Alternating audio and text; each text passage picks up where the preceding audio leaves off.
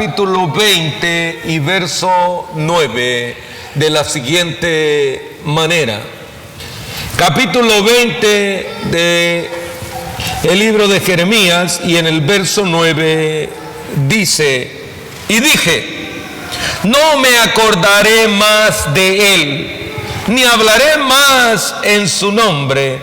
No obstante, había en mi corazón, ¿qué dice? Un fuego ardiente metido en mis huesos, y traté de sufrirlo y no pude. Padre, gracias, porque tu palabra es poder. Amén, amén. Puede ocupar su lugar. Cuando yo hablo de esa frase, yo me imagino por un instante en lo que fue los últimos momentos de la vida de nuestro Señor Jesucristo, y después de ser bajado de aquella cruz, y después de Él resucitar al tercer día, diciéndole a sus discípulos, al final de los 39 días, les dijo: vayan al aposento alto y esperen allí el advenimiento del Espíritu Santo. Pero ¿qué es en realidad el Espíritu Santo? ¿Qué es en realidad lo que funciona como Espíritu Santo? Algunas veces dicen: es que yo tuve un instinto, es que no sé, algo de mí vino y como que me dijo que no lo hiciera, que no lo tomase, que no lo dijese. Es que yo tengo una intuición tan grande. Esto no se trata de intuición, ni un sexto sentido, como dicen las mujeres. No, es que muchos se han dicho que las mujeres tienen más sentidos que los hombres, y le han dicho, ellas tienen un sexto sentido más. Mire, si lo tuviesen, fueran anormales. En realidad, no, dicen algunos, es que yo tengo un don de sospecha. No, esto no es de sospechar. Y cuando yo pienso en eso, y pienso que realmente, ¿qué es entonces el Espíritu Santo? Y el Espíritu Santo es la tercera persona de la Trinidad: Padre, Hijo y Espíritu Santo. Cuando una persona viene a Cristo, recibe a Cristo como su Señor y Salvador, lo que está haciendo es dando el primer paso de fe. Cristo no es religión, como muchos piensan. No, porque algunos piensan que el Evangelio, cuando llegamos al Evangelio, pensamos que venir al Evangelio es religión. No. Yo lo he definido de esta manera: el Evangelio es un estilo de vida. Ah, pastor, pero mi carácter, dice alguno por allí. Usted sabe que yo, mire, pastor, yo tengo un carácter fuerte. ¿Y qué? Pero eso no tiene nada que ver con que te conviertas a Cristo.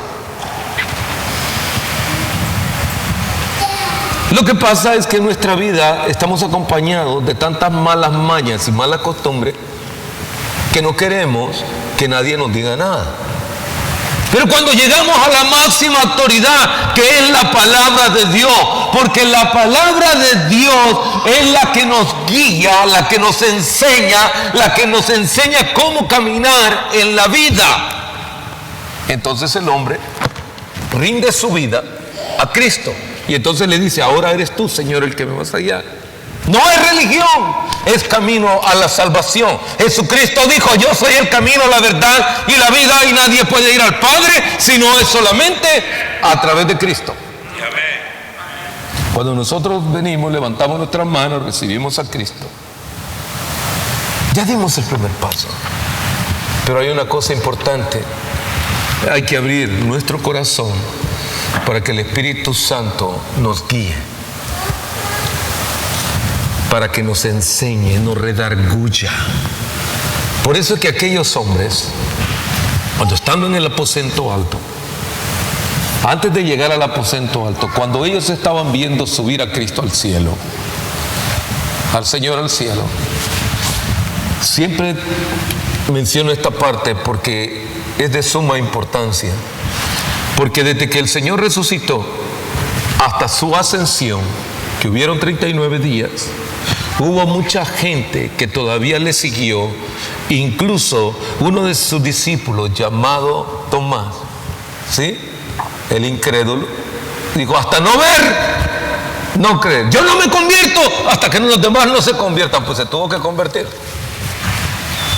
porque entonces lo vio. Pero durante ese periodo él siguió haciendo milagros. Él siguió ejerciendo, él siguió tocando, él siguió ministrando, él seguía haciendo milagros. Entonces quiere decir que había mucha gente. Había mucha gente que lo seguía. Mas sin embargo, en el día de su ascensión les dijo, vayan al aposento alto y espérenme allá. Y allá solamente habían, ¿cuánto? Al final de todo esto, 120. Porque paulatinamente muchos de ellos se van desanimando en las pruebas. Y entonces dijeron, ¿qué? Si el Señor se fue, ya nos abandonó. ¿Y ahora quién va a ser nuestro líder? Yo le diré una cosa, al Señor que yo sirvo, Él vive por los siglos de los siglos y al final de los siglos, porque Él es Dios. Y usted me dirá, ¿y a qué va todo esto, pastor? Bueno, es muy sencillo, es muy simple. Es que cuando leemos la vida de Jeremías, este Jeremías tiene muchas peculiaridades y mucha semejanza en la vida de muchos de nosotros. Y hay algo realmente que me llama a mí la atención, y es que en Jeremías nosotros, en Jeremías 9 nosotros encontramos todo ello, todo el sufrimiento de un hombre llamado a cumplir el propósito de Dios. Pero cuando nosotros nacemos, muchas veces creemos que nosotros nacimos para hacer nuestra voluntad. A ver, tóquese así, por favor, y dígalo. Yo no nací para hacer mi voluntad, nací para hacer la voluntad de mi Padre que está en los cielos. Y usted reconozca. ¿Por qué? Porque algunas veces, mire, uno lee Apocalipsis y dice, y Él toca las puertas de tu corazón, ¿correcto? Sí. Pero nosotros no le queremos abrir la puerta, porque Él es el Evangelio, Él es la buena nueva, y buenas nuevas de salvación, pero no le queremos abrir las puertas de nuestro corazón para que Él entre. Ahora, ¿qué pasa con esto? Pues que es muy sencillo, porque en la vida cada uno de nosotros pasa golpes, pasa problemas, adversidades, desilusiones. Nos quedamos a veces terriblemente agobiados por las cosas que nos suceden, y hay muchos que hasta desean quitarse la vida. Hay muchos que llegan, y esto no solo le sucede a los cristianos, esto le sucede a todo el mundo. Cuento una anécdota que había un pastor que la congregación se iba disminuyendo cada día más y más.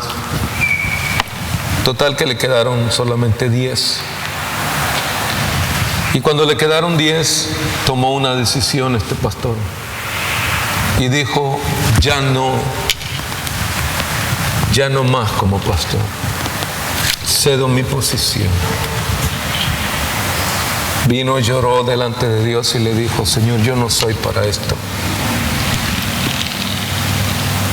Y su esposa viene, se le acerca y le dice, pero ¿por qué? Si no has pecado, no has hecho nada malo, te has mantenido fiel a Dios, has hecho lo mejor tuyo.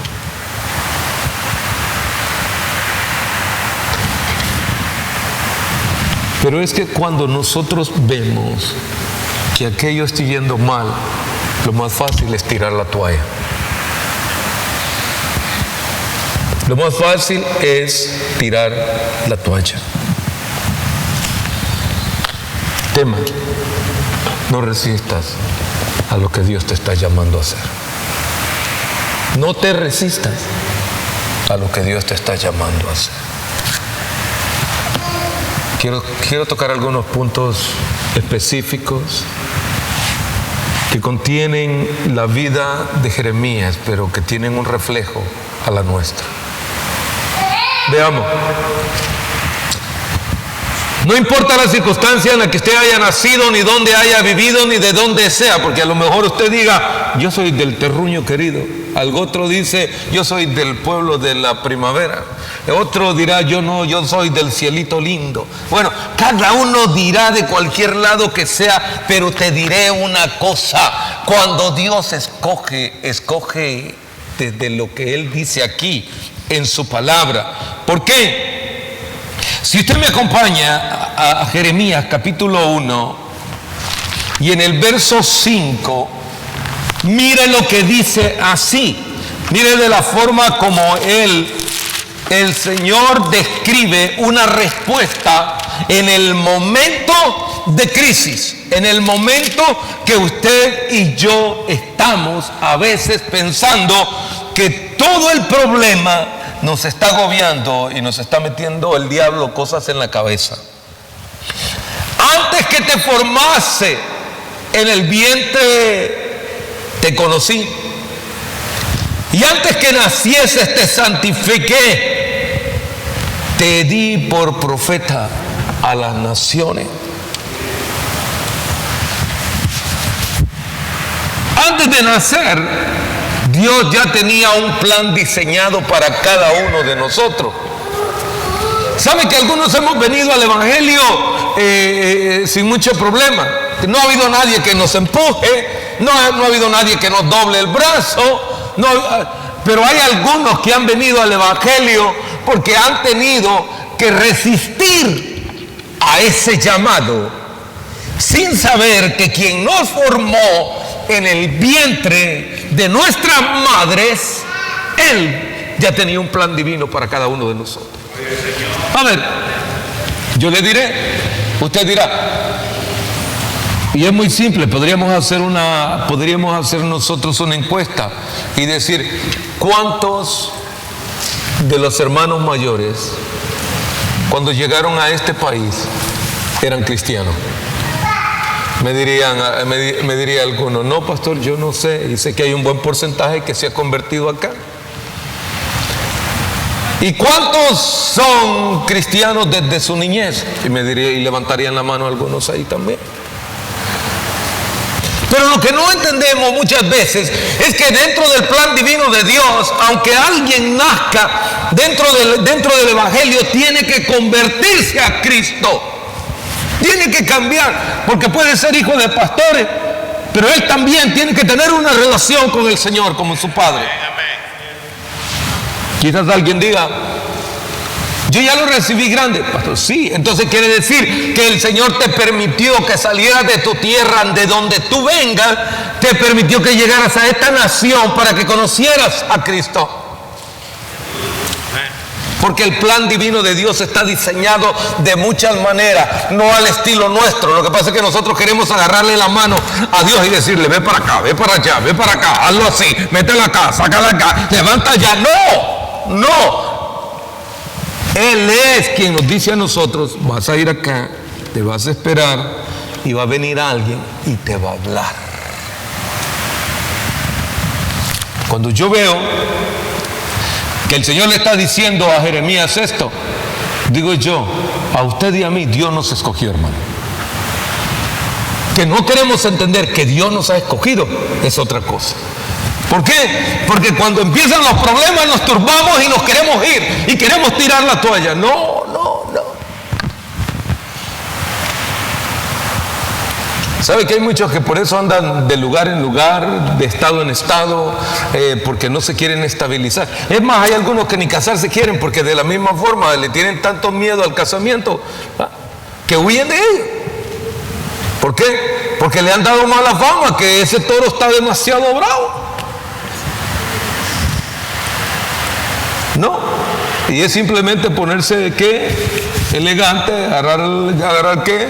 una pluma y firman allí y ya estuvo. ¿Cuál es el problema? Y ser responsable. Pero como no quieren la responsabilidad, no quieren firmar. Y te va a decir, eso no tiene nada que ver. ¿Cómo no?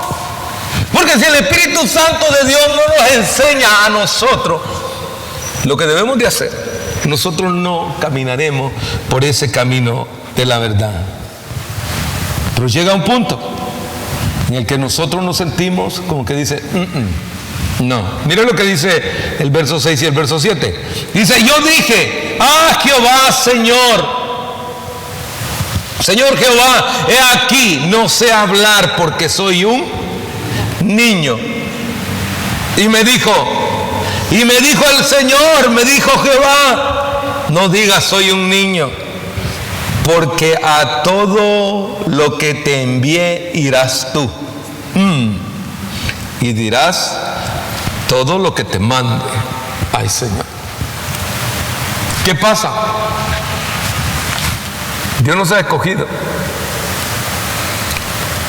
Y me recuerdo aquel hombre que estaba allí en Tecate, allá en la cárcel. No, yo no creo en eso. Entonces le crees más al diablo, porque el diablo te mete y te saca cada rato de la cárcel.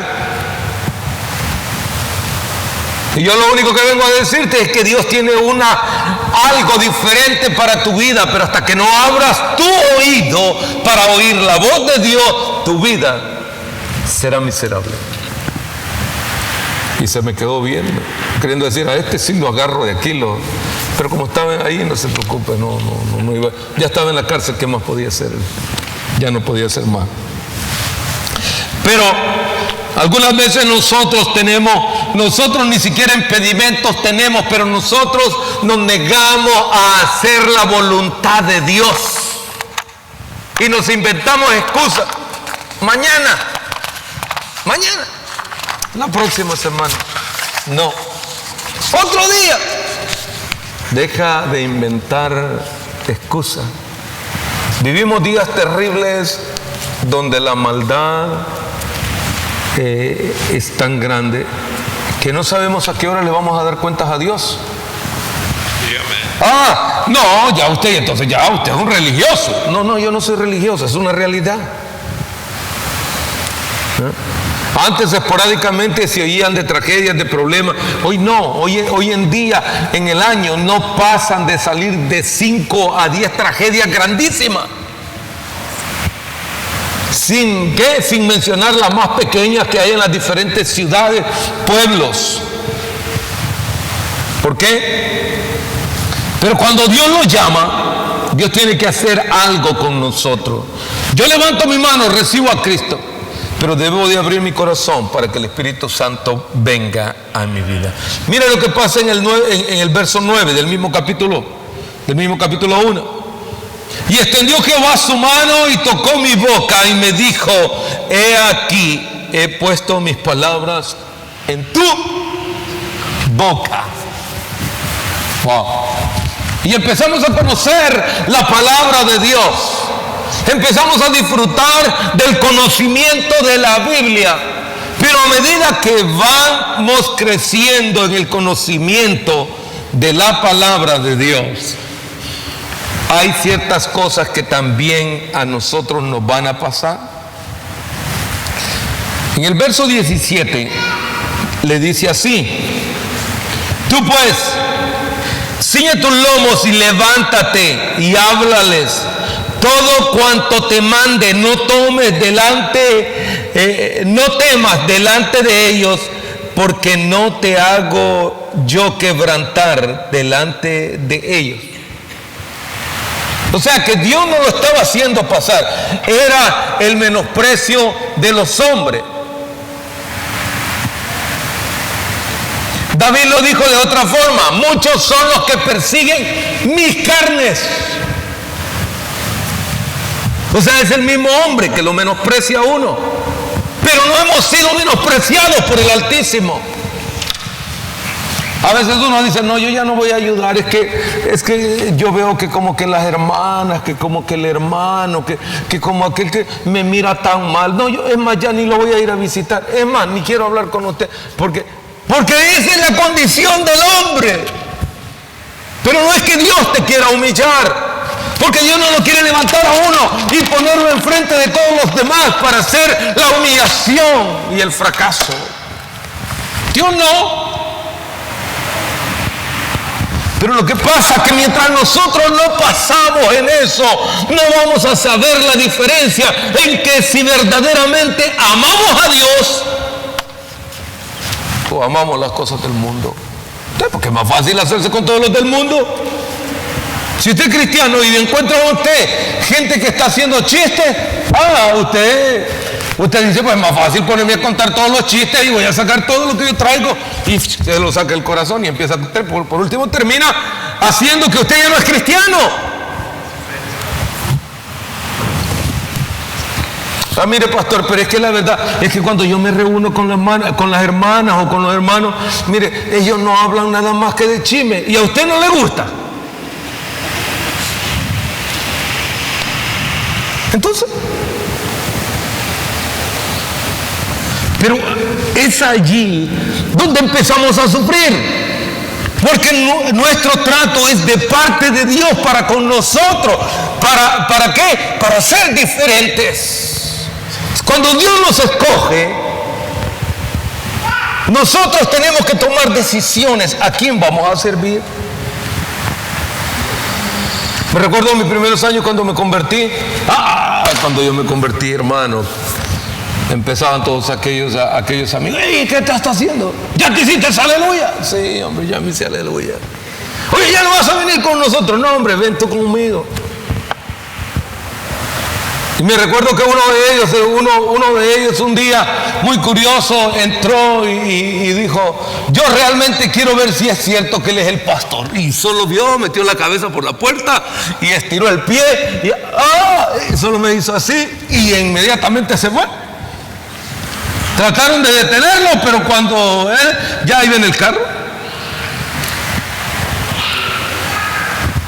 Porque aquellos que hacen las cosas que no agradan a Dios se huirán y se apartarán de ti.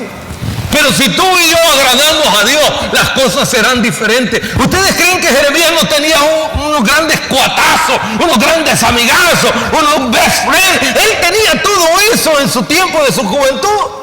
Pero cuando Dios lo empezó a tocar y le empezó a llamar al ministerio, que todos se enojaron contra este muchacho. Pastor, entonces me voy a quedar solo. ¿Y quién te ha dicho que te has quedado solo? No estás solo. Porque a veces uno piensa todo eso. Ahora, pero pastor, ¿y qué hago cuando aquellos se enojan y vienen contra mí y contra nosotros mismos? Mire, la Biblia dice, tú pues ciñe tus lomos, levántate y háblales cuanto te mande y no temas delante de ellos. Porque no te hago yo quebrantar delante de ellos. Porque he aquí que yo te he puesto en este día como ciudad fortificada, como columna de hierro y como muro de bronce contra toda esta tierra, contra los reyes de Judá, los príncipes, los sacerdotes y el pueblo de la tierra. Oiga, ¿no se ha dado cuenta usted que hay edificios que traen en medio una columna de hierro que es la que se sostiene todo? Y uno dice, ¿por qué no quitan esa columna que tan fea que se ve ahí? Yo no entiendo por qué levantan el edificio y le ponen una columna ahí en medio. Y si esa se quiebra, ¿qué pasa? Y si esa la remueven de ahí, ¿qué? Al primer sacudión, hasta que se va todo para abajo. Nosotros debemos de ser columnas del Evangelio en un tiempo difícil.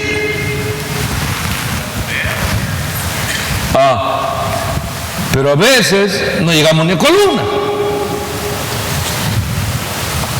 Y ni siquiera de hierro somos.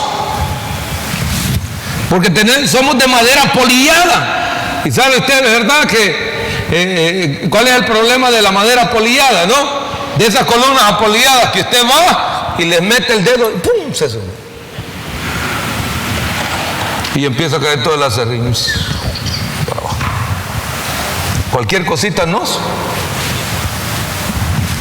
deshace. Somos así de sentimentales. No aguantan nada. Por eso los matrimonios. ¿Cuántos años tiene? 5. ¿Y qué pasa? Ya me quiero divorciar, ya no lo aguanto. No, hombre, si apenas está comenzando, quiere decir que no aguanta nada. ¿Para qué se casó si no aguanta? ¿O no? Pastor, pero si un instante dijo que qué bueno que es casarse. Claro, pero usted sepa lo que se va a meter. Porque esa no es elección mía ni de Dios, es una elección suya. Y si le estoy yendo mal, es culpa suya, arregle su paquete. Pero mire qué paquete, pastor. Bueno, pero arréglelo. ¿O no? Porque no lo metió a Dios. Porque ahí su corazón estaba. Le palpitaba mucho. Pero eso no tuvo nada que ver el Señor. Fue una decisión muy personal. Ahora, ¿por qué? Porque realmente para ser fortalecidos nosotros necesitamos ser algo en el Señor, pasar diferentes pruebas de diferentes calibres. Pero hay una en especial que realmente me llama mucho la atención. Y es que cuando me vengo a descubrir yo la vida de este hombre, yo quiero que vayamos a lo que dice en el capítulo 20 del verso 1 al 5, y mire lo que dice. El sacerdote Pasuar, hijo de Immer, que presidía como príncipe en la casa de Jehová, oyó a Jeremías que profetizaba estas palabras. Ahora, miren lo que le va a pasar a un hombre de Dios. Y azotó Pasuar al profeta Jeremías y lo puso en un cepo. ¿Y qué es eso de cepo? Yo no sepo nada, pastor. No, pues ya es tiempo que sepa algo. Porque ni siquiera, mire, esto que usted ve allí,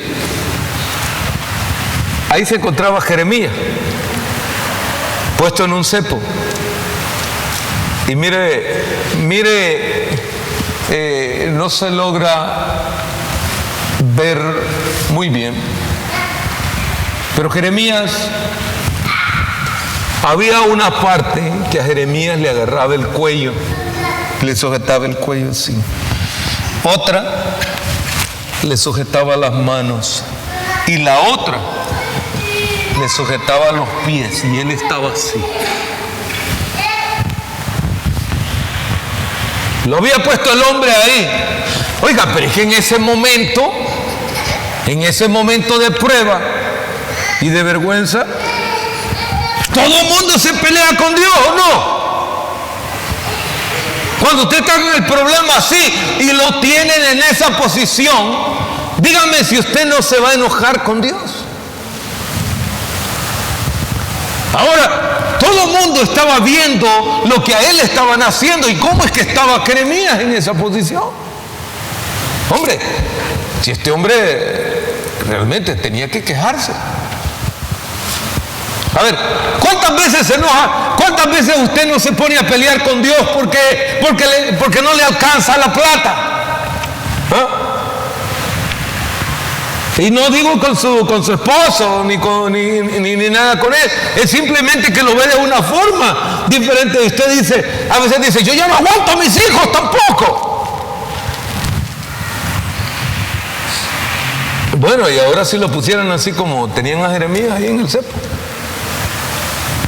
¿qué pasaría? Oiga, y aún más adelante, si me dan la siguiente, dice que en una de las ocasiones, le pone un yugo y lo hace caminar en toda la ciudad con todo ello. Y cuando lo hace caminar entre medio de toda la ciudad, oiga, claro que este hombre estaba diciendo: oye, pero me mandaste, me dijiste que yo iba a hacer columna, me diste tantas promesas, me dijiste que iba a estar conmigo.